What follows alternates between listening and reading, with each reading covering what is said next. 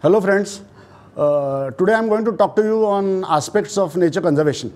Conservation of nature has multiple aspects, especially they differ with the changes in species, changes in habitats and changes in ecosystems. When the Maharashtra Forest Department asked us to help them conserve the critically endangered vultures, we were very happy. As soon as we went and started looking at the subject, we knew that there was so many lacunae there.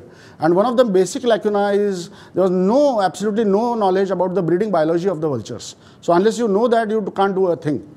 The Gyps bengalensis vultures, which are the white rumped vultures, nest on tall trees. And the Gyps indicus vultures, which are called the Indian vultures, they nest on inaccessible high cliffs of the Western Ghats. So if you want to study these vultures and you want to see what they are doing during the breeding season, what is the parental care and so on, you have to have cameras there. So when we want to do that, so it goes beyond the perspectives of ornithology, it goes beyond the perspectives of forest department. What you require is a multidisciplinary approach. You want to have mountaineers which are going to climb up on the trees, go up on the mountains and do their jobs, fix the cameras and come down immediately, because you don't want the parents to be absent from the nest for a very long period of time. So we want to have the best people. And who is, the people who climbed Mount Everest, they offered to help us in conserving the vultures. So with their help, we fixed the cameras. Then we had to have these people with technology, So what is that? So communications. So with the help of that, we put the cameras on to the GPRS system. With the help of mobile towers, we could monitor 24/7 what is happening in the nests of vultures. Now, when all that equipment was there in the field, we were having no idea about the safety of the equipment. So we wanted to have public participation. And for public participation, we had to win the confidence of the people there. What happened out of all this multidisciplinary thing was that we found one of the major reasons for the decline of vultures was starvation. Now, that was very bad. Starvation, anybody dies of starvation, it's very, very sad.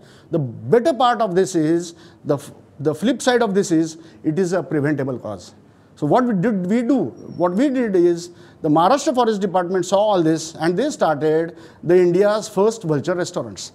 Today the vultures are getting food and now their populations are stabilizing. So that is what I would like to say. Just an example to tell you that conservation is essentially a multidisciplinary science, but not always. Let me tell you an example. Sometimes you can have a lot of information coming in without using the cutting edge technology. Now what you can do is just change the application. We all know that the hens, the domestic poultry, their eggs are incubated in artificial incubators. So I'll tell you an example. At our hospital for wild animals, which is present in our habitat, we get lots of wild animals and lots of eggs of wild animals which are abandoned by the birds. Now what happens is, most of the times when we get eggs of a peafowl, for that matter, people have been trying to incubate these eggs by putting them under the domestic poultry. Now there is a problem here. The size of the peacock egg is big and the size of the brood patch on the belly of the hen is very small. So because of this mismatch, most of the times these eggs fail to hatch. What we did is a very, very simple thing. We just took these eggs which were brought to us. What happens is, let me tell you, the peacocks lay their eggs on the ground. And when there is disturbance, either because of humans or because of animals like predators, the ground predators like the mongoose, the civet, the hyena, the wolf, the jackal or the fox, they abandon the eggs. So these eggs are brought to us. We kept them in an incubator, and after the period which was due for incubation, babies hatched out of them. Now this was a very simple thing. Actually, there's nothing great about it, but when we looked at the literature, I was amazed to know that this turned out to be the first ever thing that happened for our country. Now that is fascinating. And then there are, everybody took notice of that. So this is an example of just not having a cutting edge technology, but using things for different applications. Sometimes very simple traditional tools that we, for example, use in ornithology are used, and which can give us tremendous information about habitat conservation. we routinely use ringing of birds as a method for investigating their movement. Now, we had ringed few species of birds about 6 years back. One of them was blue rock thrush, the other was a black redstart, the third were a few species of warblers. And we had ringed them, and they were all migratory birds. After the migratory season came to an end, come April, they all went back to their destinations. And I am very happy to tell you, every year, these birds have been coming to our place, and the next year after the ringing, when I saw the blue rock thrush coming in, it had got that ring on that layer. So that tells us that this particular habitat is very, very important for this bird. And I know for certain, because of that simple ring, that it is the same bird which has come to the same place almost on the same date without fail. And now for the last 5 years, the blue rock thrush, the black redstart and the warblers are coming to the same place. For anybody else, that particular place is like any other piece of land. But for that particular blue rock thrush, it is its home. And that gives you a scientific evidence why habitats have to be protected. If you want to go in a court of law and fight out a case, that is the kind of evidence that the judiciary would like to have. So these are the very simple tools. Now, apart from that, I would like to bring to your notice another aspect of conservation, and that is a long-term study. I'll tell you a small example. Few years back, we had a baby spotted owlet which had fallen out of its nest. We treated the baby, and when the baby was okay, this chick was ringed, and we put the chick back into the nest. 2 years went by. I am working on owls for a very long time. While I was working on a different species of owl, that is called the mottled wood owl, which is endemic to the Indian subcontinent, I was looking at the diet of these owls. What we do is we look at the pellets, that is the undigested material which the owls vomit out. We collect those pellets in the field. It's a difficult job. And when we dissect out the pellets, what I found was there was a leg of a bird, and on that leg there was this ring. And when I went to my database, I found out that it was the baby spotted owlet which I had ringed 2 years back, which this owl had eaten. So this was the first ever record of an owl eating an owl. And the second thing was the distance between the spotted owlet's nest and the mottled wood owl's nest was 2 kilometers. So I know that the feeding territory of the mottled wood owl is at least 2 kilometers. So that is the kind of data, But for that, you have to keep on doing studies, a long-term study. Other important thing is there is no substitute for knowledge. As I told you, while we were looking at the pellets of the spotted owlet, we found out that they were eating scorpions. So based on the stings, what happens is the stings are not absorbed, they are not digested because they have got keratin. Now this keratin is very difficult to digest. Based on this sting, the taxonomists identified that this spotted owlet was eating 6 species of scorpions.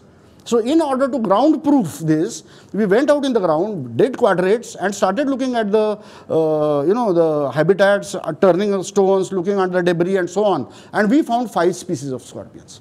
This one species was missing. So the doubt started creeping in. Was the taxonomist really right? And one fine day, this happened few months back, and one fine day, one of our team members, who is a doctor, he was sitting in the OPD in the same village where we were conducting the study, and a patient came with a swollen limb, and he had great pain. He treated the limb, he gave a local anesthetic injection, and then he asked him what was the cause of the bite, and then he went into the pocket, took out a dead scorpion, And our doctor says, he was our team member, remember, he says, where did you find this scorpion? And the patient says, now you treat me, the treatment is not yet complete. And he says, no, now the treatment is okay. I want to see where you got the scorpion. Because he knew that that was the missing species, So when we went there in the field, he called me.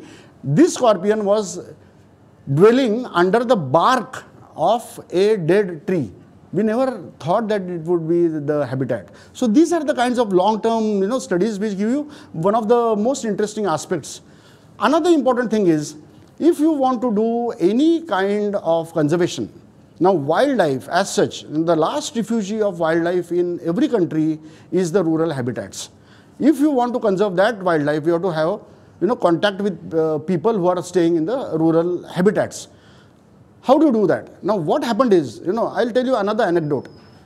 About 15-16 years back, I was looking at a Bonelli's eagle pair, and we were studying these eagles. One year, we saw that 2 weeks old chicks of the Bonelli's eagle, the very small chicks unable to fly, they disappeared from the nest. We were shocked because the Bonelli's eagle is a top predator. Next year, again I got information that at 2 weeks the chicks had disappeared. I immediately went to that place and we did an investigation, played the Sherlock Holmes, and I found out that there were children who were stealing these chicks. Instead of scolding them, I took them into confidence and asked them, what exactly has happened? Why did you steal them? And he said, I am going to exchange these chicks with my friend who wants to tame them, and in return he is going to give me an air gun. So that is a vicious circle all against nature. So then we convinced him that the eagle is very important, top of the food chain, needs to be protected. And then I told him, see, it is a baby who needs his mother, and can you take a baby out of a mother's care? And he, immediately understood. He said, I am sorry. He kept the chicks back into the nest. The Bonelli's eagle came, accepted them. Before leaving, I asked him once more, putting my hand on the shoulder of this boy, he was in the 8th standard, and I asked him, why did you do it in the first place, my dear child? And he said, nobody ever told me not to do so. That was a turning point in my life, because I understood for the first time the importance of education. And therefore, we have started lots of tools for educating the masses. We publish books, we publish brochures, we publish fact files. And now, unless you use the modern tools, so we have got the multimedia, so we are using podcasts. And our podcasts are now listened by 72 countries. So I'm so happy, more than 1 lakh listeners now. So this is the kind of stuff, you have to keep pace with times. Now, while we are educating, how do I attract public attention for the first step, in the first place? How do I attract public attention in the first place? Because I am a medical doctor, I know the power of healing. I know the power of empathy and how easily a doctor can connect with the masses. So we have a rural community health center in our habitat, and there we do charitable health services. After we started the rural community health center for the poor people, one night a person came to me. He was wearing pajamas and a shirt which was all soiled, and a cap, it was partially torn, no buttons on shirt. And he came to me and said, Doctor, you have started a hospital for us and we are so happy. There's no hospital here. I can offer you some help because I know that you are interested in wildlife. I said, okay, that's so nice of you. He said, I know the dens of the hyena, I know the dens of the fox, I know the dens of the porcupine, I know the dens of the leopard, and I can take you there. And I was amazed, but it was not, he did not stop there. He said, what kind of trap cameras are you using? And I was stunned, And then he asked me, how many GB, memory card you are using? Another setback, And then he said, how many batteries are there in your camera, doctor? And I said, yes, I told him all that, And then he said, see, why I'm asking is, I know all these things. I can, if you teach me, I can change the batteries, I can change the memory cards for you because all the dens are on the top of the mountain and you don't have to go all the way, and I am grazing my sheep there every day, so nobody will touch the camera. Here, suddenly I understood that there is a lot of information out there. What they require is empathy. That they require is education. And what we can, and how can we reap that is by winning the public's confidence. So here, what I feel is this is very, very important. Trying to, touch the hearts of people. When we had our habitat there established about 12 years back, we planted 1,000 trees by giving these trees to the school children. And these school children watered them for 2 summers. Today, the trees are more than 10 feet high. After 2 years of plantation, while I was coming from my habitat, a school-going boy, was panting, and he was, calling my name and saying, Doctor, doctor, please stop. So I stopped my car, and he was riding a bicycle, and he came and stopped next to me. And then he said, Doctor, you have given us trees, and what can I give you? And he opened his bag and gave me 2 custard apples, I think that was the biggest gift that I could get. What I feel therefore is, if you want to conserve nature, you have to change minds. Because Mother Earth, Ila, is the mother of everyone who is living on the planet. To sum up my talk, what I would like to say is conservation is really very challenging. It does require state-of-the-art tools. Today, lots of studies on bird migrations and animal movements, even underwater turtle movements are happening because of fitting of transmitters. So that kind of technology we need, yes, but that is not all. If you don't have technology, you can have very simple things. As I told you, an incubator can serve a lot of purpose. It can save lives. It can save the lives of unborn chicks which are harvested safely in the eggs which would otherwise be condemned to death if you don't incubate them properly. Not only that, you can use simple things like rings. Then you can also use several tools to win the confidence of people, because true conservation cannot happen without public participation. As I told you, health is one of the ways in which people get attracted, but there is another equally powerful tool, and that is called ethnobiology. There are conservation ethics in the Indian culture, which is a very rich culture. When we try to conserve the vultures, we try and talk to people that one of the very important vultures who was instrumental in saving the life of Sita in the epic Ramayana was vulture Jatayu.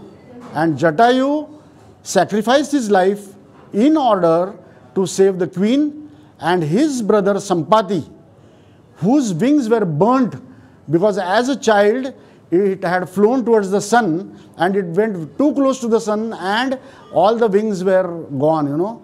It was this Sampati who told King Rama about the abduction of Queen Sita by Ravan to Lanka. So when I talk to people, when I am doing vulture conservation about Jatayu and Sampati, I don't have to talk anything else. People just say, we are trying to save, the progeny of these two great vultures. That is the power of ethnobiology. And then I come to the last and the most important point, and that point is education. There is no substitute for education. A mind which is enlightened by education, a body which is very healthy, only these two things can keep our environment clean and it can keep it safe.